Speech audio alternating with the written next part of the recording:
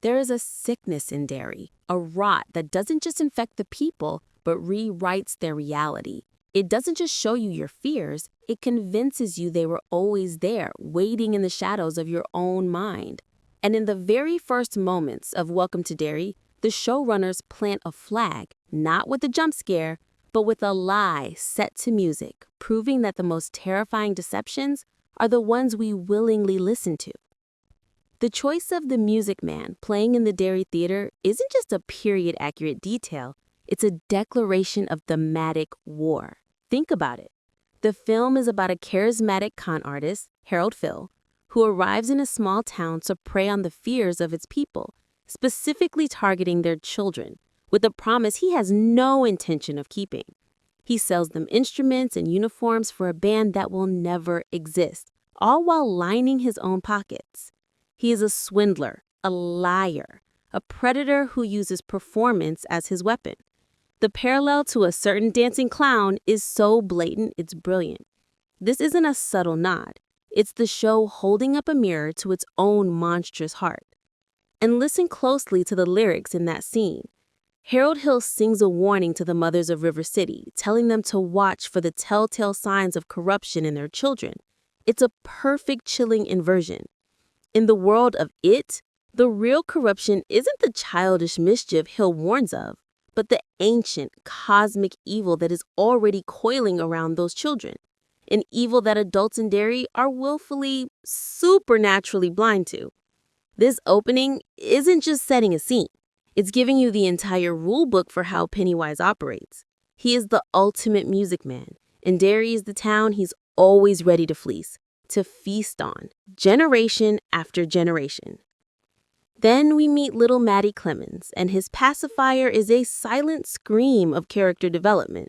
A child his age using one is a classic sign of deep-seated trauma, of a mind seeking regression to a safer, infantile state because the present is too painful to bear. It's a physical manifestation of the neglect and horror of his home life, a detail that makes him tragically, perfectly vulnerable.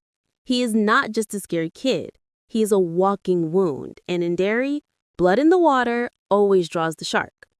The horror escalates not with the monster, but with a seemingly perfect family in a car, a vision of normalcy that feels profoundly wrong in a town like Derry. This is it showcasing its most insidious power, mimicry. These pleasant, smiling people are almost certainly past victims, now part of its psychic arsenal, used to lure new prey. They are a ghost story wearing a human skin. The radio chatter about Moscow's nuclear tests and mutated babies isn't just background noise. It's the show deliberately seeding the specific fears of 1962, the primordial soup from which it will conjure its next physical form. And the boy named Ray is a potential deep-cut reference that will make King fans perk up. While it could be a nod to Ray Garrity from The Long Walk, it's more likely a reference to Ray Brower, the dead boy whose body sets the entire journey in motion in Stand By Me, another King story about the loss of innocence and the dark truths lurking just beneath the surface of a small Maine town. But the true masterstroke in this scene is the spelling trick. When the boy spells W-I-L, is cut off to only resume with L-I-E-S, it's a direct fourth wall breaking message to the audience. You are being deceived. What you are seeing is a lie. This entity is not just trying to scare Maddie. It is toying with the very fabric of truth, proving its intelligence and its cruel, playful nature long before the clown makeup ever appears.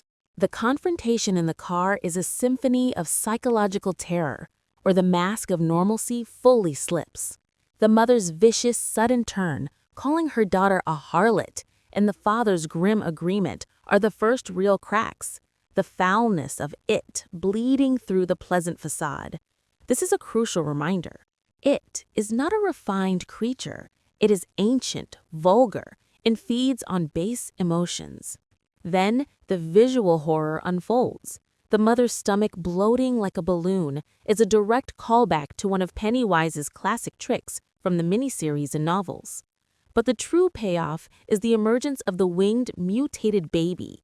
This is not a random monster. This is it, reaching directly into Maddie's psyche and pulling out his most deep-seated infantile trauma. His reliance on the pacifier, his desire to regress, is weaponized against him as a grotesque, screaming mockery of that same need for comfort.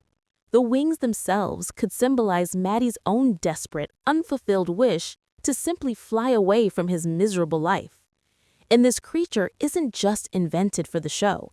It's pulled right from the pages of the novel, from one of Mike Hanlon's historical accounts of Derry, where a similar winged baby was seen flying over the Kitchener Ironworks. The show is brilliantly weaving the book's deep-cut lore into its new narrative, rewarding dedicated fans while building its own terrifying mythology.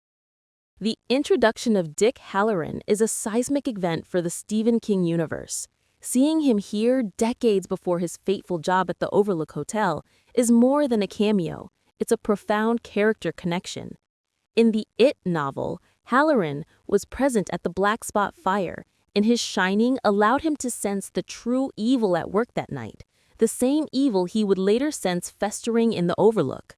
His presence in Welcome to Derry creates a terrifying bridge between two of King's most iconic horrors. He is a living barometer for supernatural evil, and his fear here confirms that the rot in Derry is on the same colossal scale as the sentient malice of the Overlook. This immediately elevates the stakes, telling us that the battle these new characters are stepping into is part of a much larger, more terrifying cosmic war. Meanwhile, the military base and the whispers of special projects tap directly into another key King theme: government conspiracies and the weaponization of the unknown. This aligns perfectly with stories like Firestarter and Dreamcatcher, where shadowy agencies contain and study alien or psychic phenomenon. The theories Phil spouts about alien visitors aren't the ramblings of a madman. They are chillingly accurate. He is sensing the truth of its extraterrestrial origin, and the military's involvement suggests they might already be aware of the entity beneath their feet, setting up a potential three-way conflict between the citizens, the authorities, and the ancient predator. The final act of the episode solidifies the new kids' roles as a dark reflection of the future Losers Club, but with a far more brutal outcome. We see the parallels clearly. Lily, with her bathroom sink encounter, is a direct echo of Beverly Marsh. Ted, the young Jewish boy preparing for his bar mitzvah, mirrors Stan Uris. But the show subverts our expectations horrifically. This is not a story where the power of friendship guarantees survival. The terrifying skin lamp apparition that attacks Ted is a perfect example of its efficiency.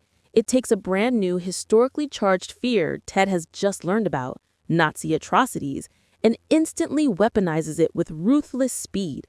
The projector scene is the horrific crescendo, a brilliant and brutal inversion of the 2017 film's bonding moment, where the Losers Club face the clown together and emerge united. Here, Maddie is alone and utterly consumed. His face morphing into Pennywise's smile is one of the most chilling visuals in the entire It canon, symbolizing the complete and total victory of the entity. It hasn't just killed him, it has absorbed him, erased him, and worn his face as a trophy. The fact that only Lily and Ronnie are left standing by the end, with the others confirmed dead, sends a clear, terrifying message. Welcome to Derry is not a retread. It is a darker, more desperate chapter in a cycle of violence that has been repeating for centuries. And this time, the monster is winning.